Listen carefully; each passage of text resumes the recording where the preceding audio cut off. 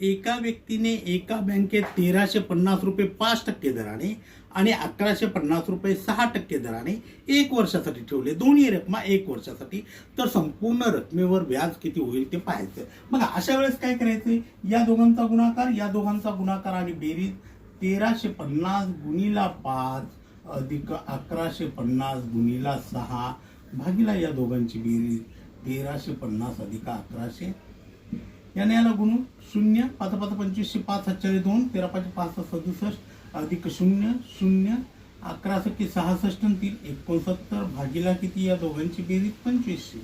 मग काय होईल 0 5 6 6 12 आणि 13 भागिला किती 2500.